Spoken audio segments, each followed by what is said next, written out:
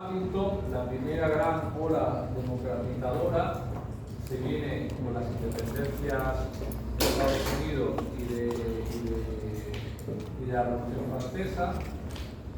La segunda ola democrática se viene en el siglo XIX y comienza con las independencias latinoamericanas para después Europa. Y se une la tercera gran ola democrática, vino después de la Segunda Guerra Mundial. Hay mucho matiz que debatir ahí, cuidado. Porque además él lo hace desde un punto de vista, él es norteamericano, de Estados Unidos, pero lo hace desde un punto de vista europeo. Hay mucho que debatir ahí. Y mucha tela que cortar. Pero sí que es cierto que hay un elemento que me parece bastante interesante, y es cierto lo que dice. Las democracias que se imponen después de la Segunda Guerra Mundial y sobre todo en la etapa de los años 70 o del siglo XX, esas democracias que consiguieron sus libertades, como por ejemplo Portugal, la famosa Revolución de los Claveles, o España, o por ejemplo el caso del Perú, que después Perú ha tenido muchos elementos de dictadura,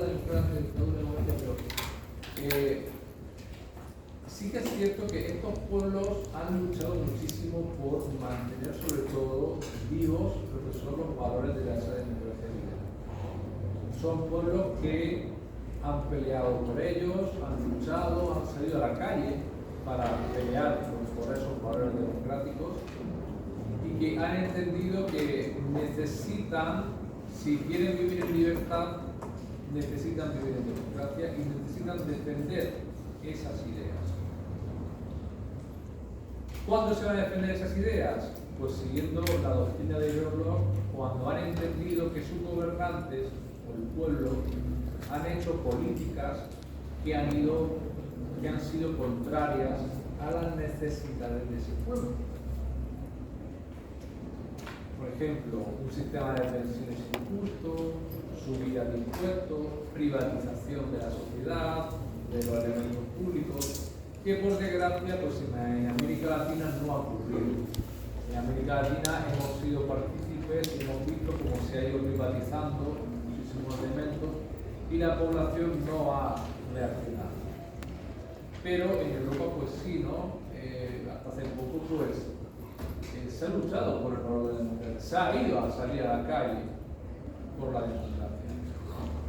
Incluso en la etapa fujimorista en Perú hubo 4 bandos, pero lo tuvo, que salieron en la etapa final del fujimorismo a manifestarse por la democracia peruana.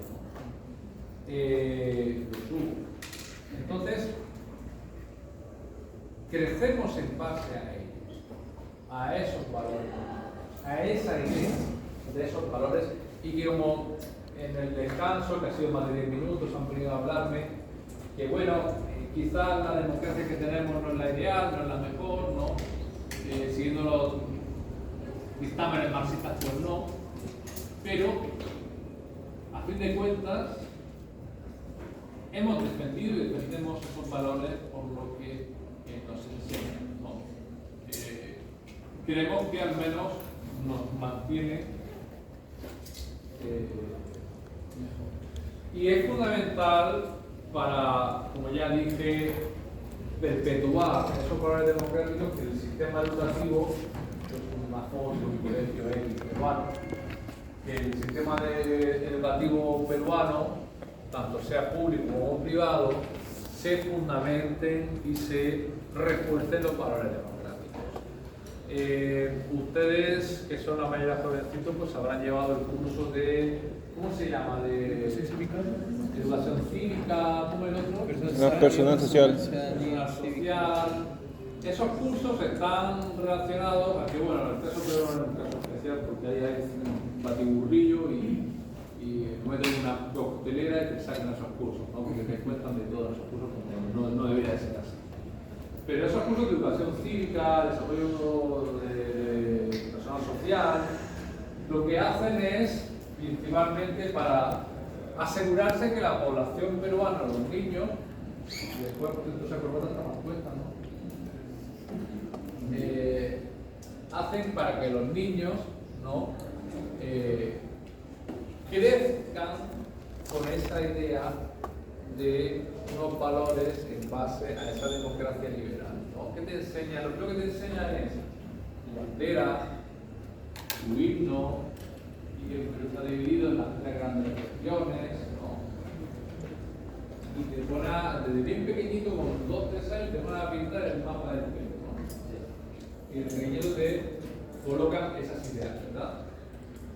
Y te colocan las ideas de quién es tu presidente, ¿no? Y te colocan las ideas básicas de funcionamiento del sistema peruano liberal, ¿no? Pero el sistema educativo va más allá. Incluso el sistema universitario, por ejemplo, pues te van a formar y te van a hacer para que tú seas parte de, o quién sabe, lideres a tu pueblo en base a unas ideas liberales. Va a ser muy difícil, raro y más, pero es más, no se puede tampoco. Porque a nosotros, por ejemplo, nos hacen un documento en todas las universidades peruanas, en el cual prácticamente, obviamente, nos prohíben hablar sobre el terrorismo para lavarlo. Está bien. Pero también, si tú empiezas a dar cátedra sobre cambios de sistema social hacia uno marxista, te vas a dar un problema, puede ser que acabes en la cárcel. Aquí. Cosa que en otros lugares democráticos liberales pues no pasa. Pero aquí sí pasa. Entonces, se colocan esas bases. Y otro elemento importantísimo más, y también estoy de acuerdo con Samuel Huntington, es que mientras un país esté bien económicamente hablando, el sistema democrático liberal va a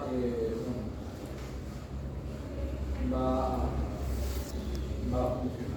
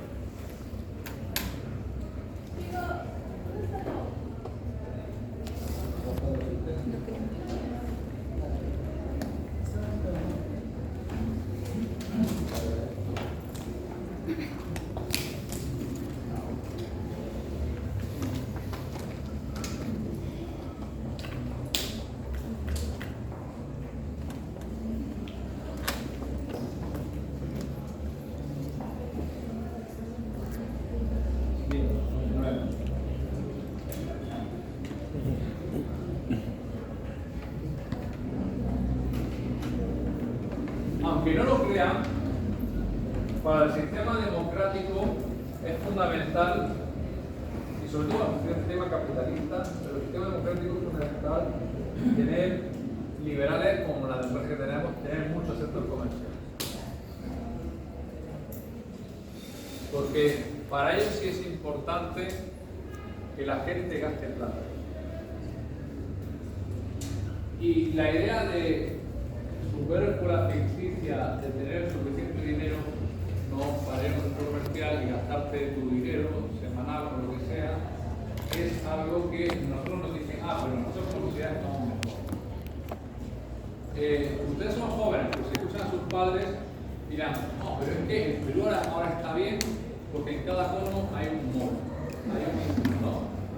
Antiguamente eso no ocurría, estábamos mal económicamente, ¿no? Entonces, Lima es una ciudad con un montón de centros comerciales. Ya no sé ni cuántos centros comerciales hay. Todos los sitios hay centros comerciales. Porque eso es el crecimiento de Lima. Realmente no es el crecimiento de Lima. Es el crecimiento de la idea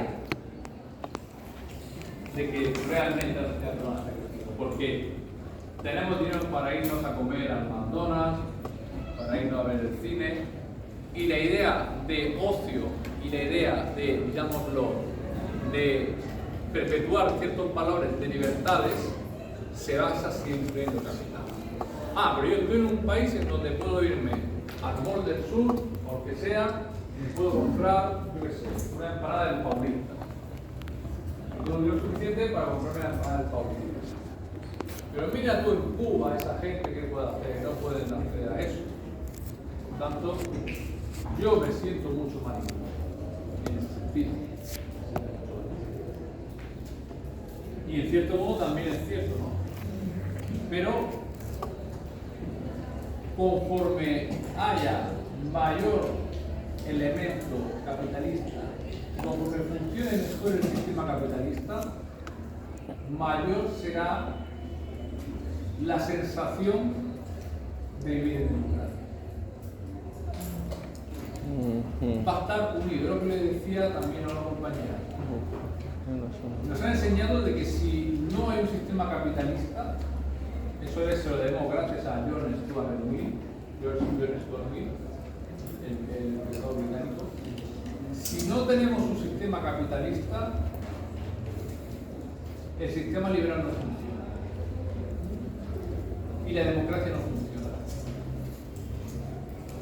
Para que la democracia funcione, nosotros debemos de tener independencia económica basado en el capitalismo, incluso el más moral, si cabe. Y el ejemplo son los centros comerciales. La gente dice, pero ya tienes sitio donde pasear, no hacen falta parques. Da igual si tu pueblo no tiene zona verde, o tienes un mall. Ya tienes sitio para pasear. Pero al mall vas a pasear y vas a gastar. Había una película, me acuerdo, de los 90, Mallrats, y es un ejemplo muy bueno de Kevin Smith. No creo que lo encuentren por la red, se la pueden descargar, del 95. Que era, y es comedia, comedia absurda. A mí me encantaba, Kevin Smith me encanta, es una comedia bien cambiada. Supongo que hoy día sería imposible hacer esa película, por lo que se habla y lo que sale en la película. Pero, fíjense, los protagonistas dicen, ¿qué hacemos hoy? La película trata sobre un día en un centro comercial, creo que era en Minnesota, en Estados Unidos, vamos a la ciudad. Un día en un centro comercial, ¿qué hacemos? No, los dos protas, están aburridos en su casa, ¿no? Uno inicia jugando a la Sega, está jugando a la Sega, entonces le llega al otro y dice, ¿qué hacemos? Vámonos al centro comercial a pasar el día. Y el día se pasa pasarlo en el centro comercial. Y le pasan 1000 historias, 1000 peripecias. No, es comedia, absurda. Pero esa es la idea. ¿Dónde vamos a salir a pasear? Bueno, mi ciudad es muy fea, no hay ningún sitio interesante, pues, pero sí tenemos un centro comercial. Entonces ahí vamos, nos tomamos un café, compramos cualquier tontería, hacemos 1000 historias. Y en cierto modo es así. El centro comercial ya se ha colocado como un lugar incluso de reunión social y de encuentro social. ¿No? Por lo menos un lugar normal, a no ser que esté de fiesta. Incluso yo he llegado a ver discotecas en los centros comerciales que nunca he ido. Digo, no entiendo, te borrachas ahí como la cosa va mal. Si te pasas de copas en un centro comercial, no sé. Pero he llegado a verlo. Y bueno, pues sí que es cierto que hemos debatido muchísimo, hemos debatido de las cosas buenas, las cosas malas, de la democracia liberal, pero lo que sí es cierto es que debemos de luchar por la democracia. Puedes estar de acuerdo o no, puedes debatir si es una democracia real o no, pero sí que es cierto que debemos de luchar por la democracia. La democracia es el peor gobierno al que podemos tenerlo, pero que es, digamos, la forma más justa de funcionar. Porque si perdemos la fe en la democracia, perdemos de vista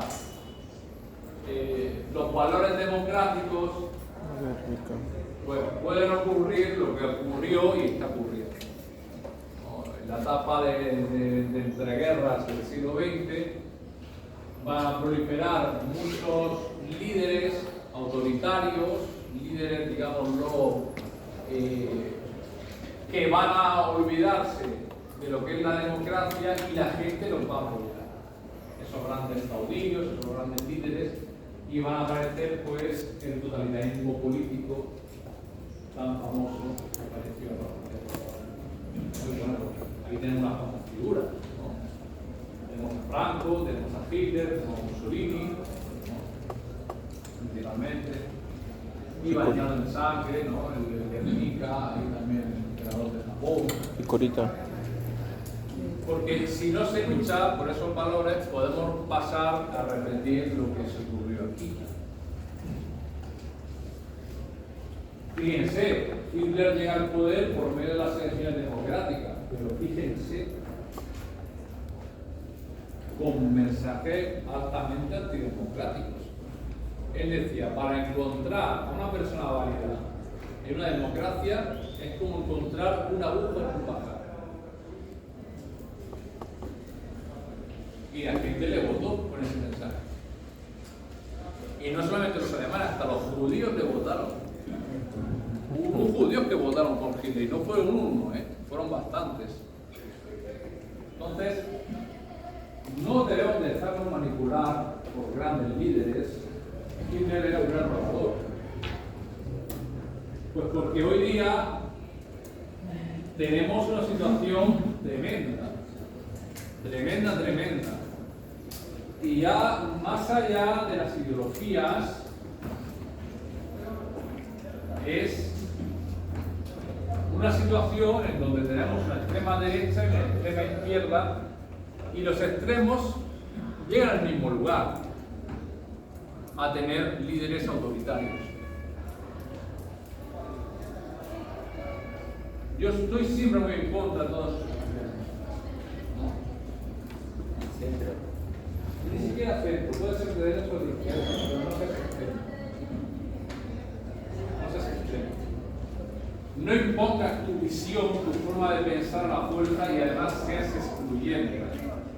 Porque ya no solamente es lo típico que conocemos en América, sino en Europa, que por suerte teníamos, digamos, no eliminado a toda esa extrema derecha, pues tenemos ya muchos líderes de extrema derecha que están apareciendo y con posibilidad de gobernar.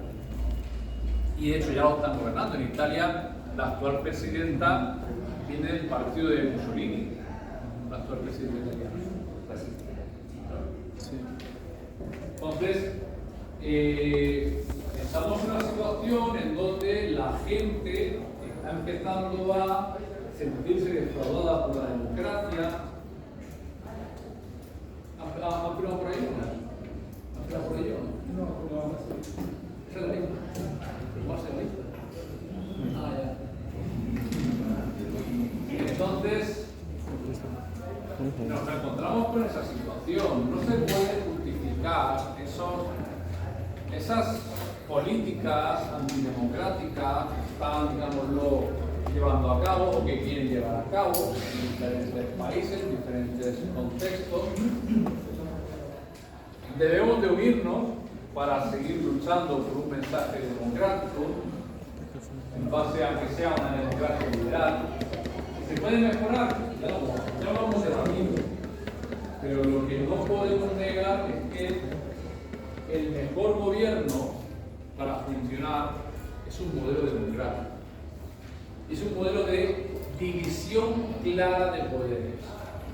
Por eso, cuando aparece gente como Bukele, da mucho miedo. Porque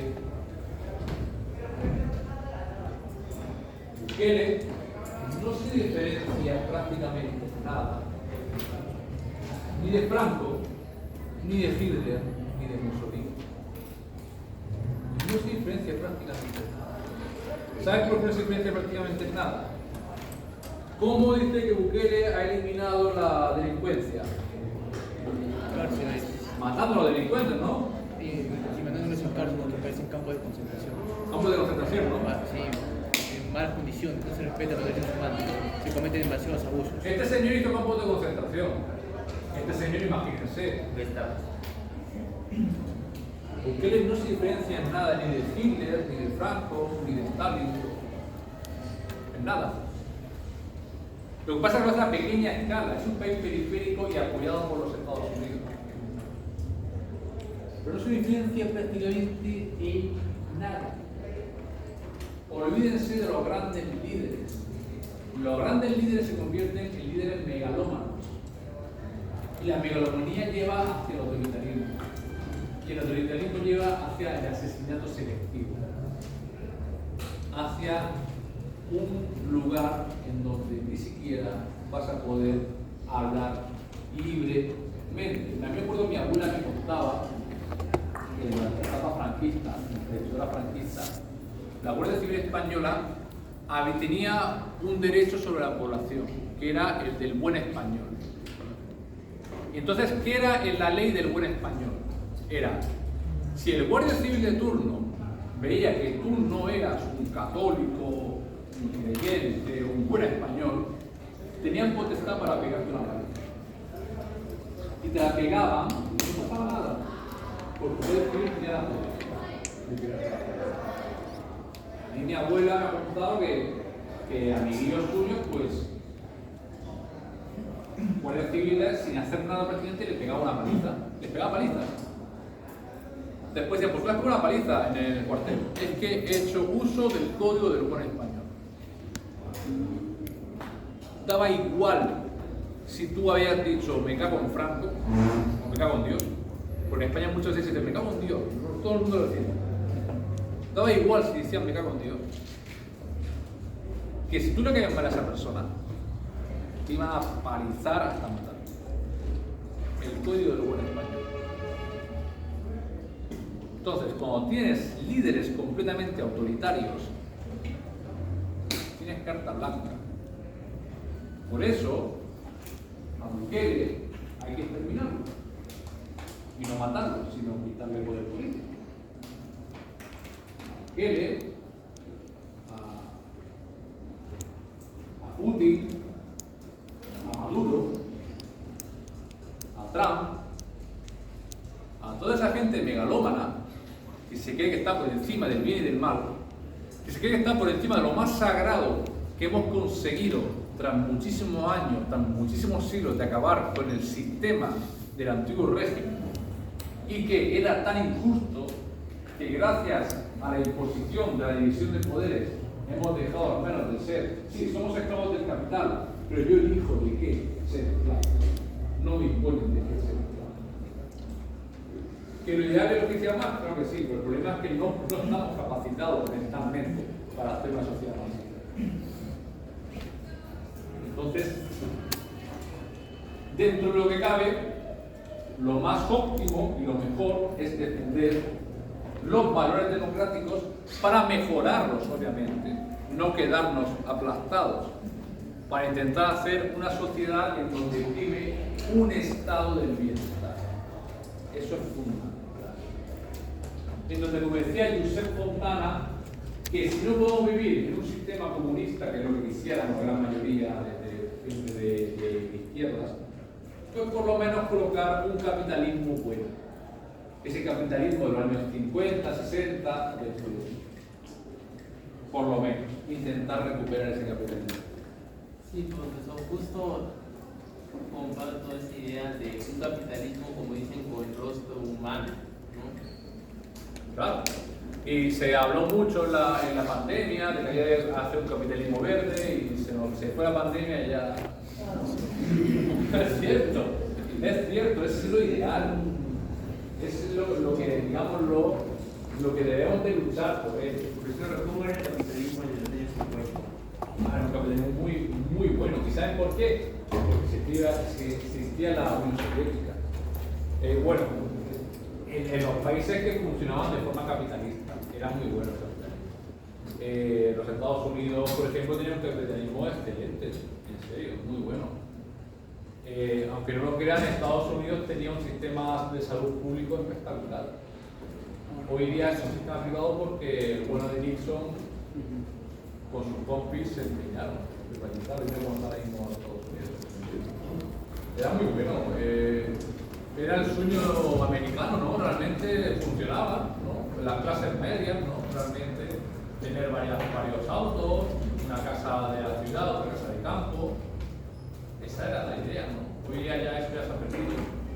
El capitalismo voraz, tanto, Y por eso que es, miren, en los años 50, 60, era imposible que gente como Bukele, que gente como Maduro, como Trump apareciera. Y lo sabían, pero no tenían seguimiento.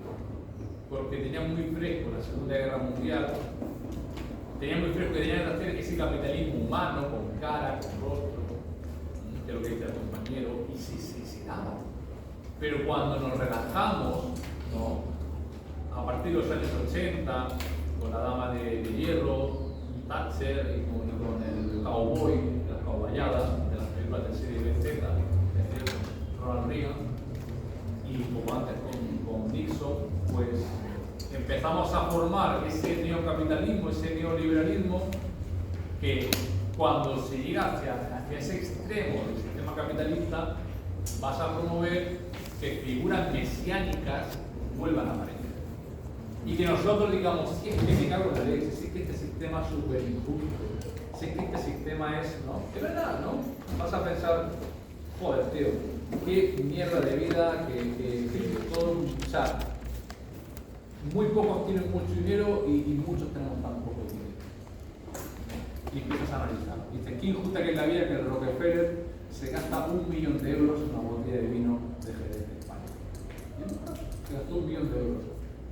Cosa que nosotros en nuestra vida vamos a tener, supongo. Pero ese tío se da el lujo de ir a comprarse la botella más cara de vino del mundo, vino de Jerez de la Frontera, 1 millón de euros. Y se lo compró. Pero prefieren un mundo dominado por gente así.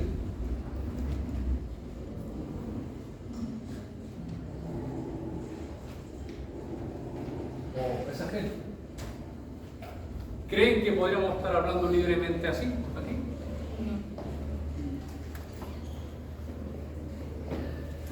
Mi bisabuelo, que luchó en la Guerra Civil Española por los republicanos, él vivió casi 20 años encerrado. ¿Por qué? Él tenía que haber sido ejecutado. Él tendría que haber sido ejecutado en 1937. Pero consigue escaparse, ¿no? Él tenía un bando de guerra en Cartagena y consigue escaparse desde Cartagena hasta Carboneras en un auto, lo hace en 1 hora y media, 2 horas. Él se tiró casi 3 meses sin llegar. Obviamente, un país sin guerra, a pie, pues casi 3 meses sin llegar. Cuando consigue llegar a su casa, le van a hacer un zulo, como un sótano, pero escondido, ¿no? Obviamente, tenían que esconderlo.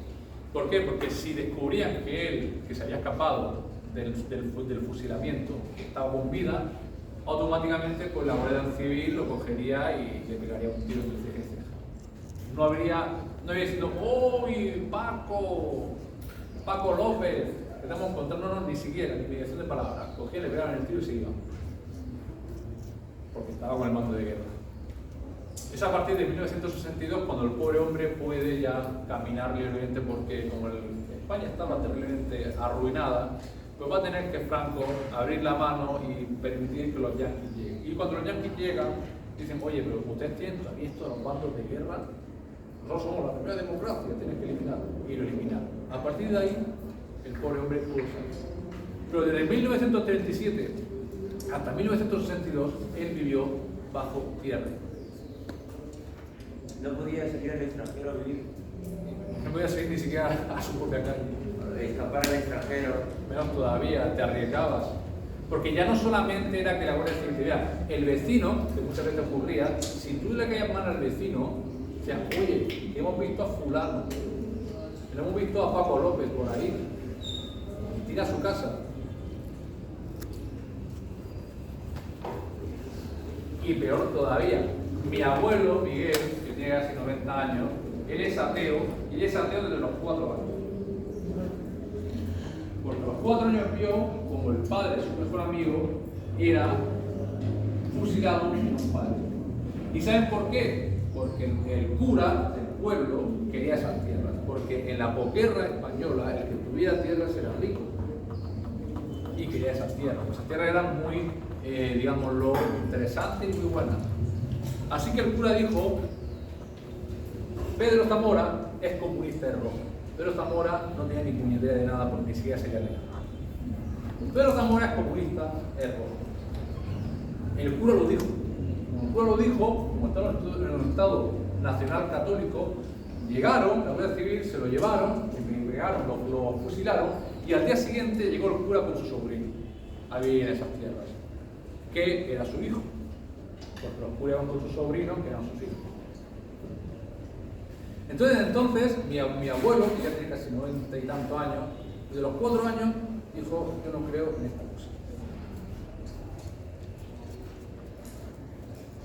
Y eso son con líderes autoritarios, Bukele. Y si hubiera triunfado la locura de Abimael Guzmán aquí, pues habría sido igual. Igual. La convivencia buena es una convivencia en donde haya un aseguramiento de una división mínimamente tripartida del poder. Un sistema democrático. Un poder legislativo, ejecutivo y federal, o como quiera llamar. División tripartida del poder. Que la mejor forma de convivencia en un estado, en un lugar, es un lugar donde te asegure que haya una clara división tripartida del poder y en donde una persona no se ponga por encima como un superlíder, porque si un superlíder tiene un loco de la cabeza, la Revolución Francesa, ¿qué pasó con los jacobinos? Todo el mundo, hasta su Robespierre. Entonces eso, ¿bien? Eso es lo que ustedes tienen que partir de esa idea, de esta idea. Se tiene que defender al 100% la idea de una división tripartida. No puede haber esos líderes. Fíjense la que ha habido Trump en Estados Unidos. O aquí tenemos a los dos personajes, ¿no? Maduro, perpetuado en el poder. Putin, perpetuado en el poder. Chávez, perpetuado en el poder. Bajo sistemas democráticos, entonces no se puede permitir. Como tampoco se puede permitir que la democracia permita a gente como Abascal, como Le Pen, como Orbán, toda esa gentuza, como, bueno, ya lo ha permitido Italia, que llega al poder. Porque si en democracia permitimos que esa gente llegue al poder, pues se va todo al fracaso. Y ya lo hay, Bukeles, ya lo hay, toda esa gente. Y si tú se llena de Bukeles, si tú se llena de Abascales, pues nos vamos a defender, nos vamos a acusar. ¿Cómo esa candidata de Italia ha llegado al partido fascistas y...? Pues porque ya Salvini ha llegado, o sea, en Europa para gobernar tiene que ser con acuerdos. Y han sacado los escaños suficientes para gobernar por la derecha, y la derecha no le hace ningún asco. Ya lo han hecho con Salvini. O sea, la extrema izquierda, o la extrema derecha italiana ya está gobernando desgraciadamente. ¿Y la Unión Europea no tiene carta? No puede tomar carta. ¿La Unión Europea no es un intento de respaldar la democracia? Ahí hablaríamos, tenía un debate fuerte con el tema de eso. Pero me tengo que ir, porque tengo que hablar ahí a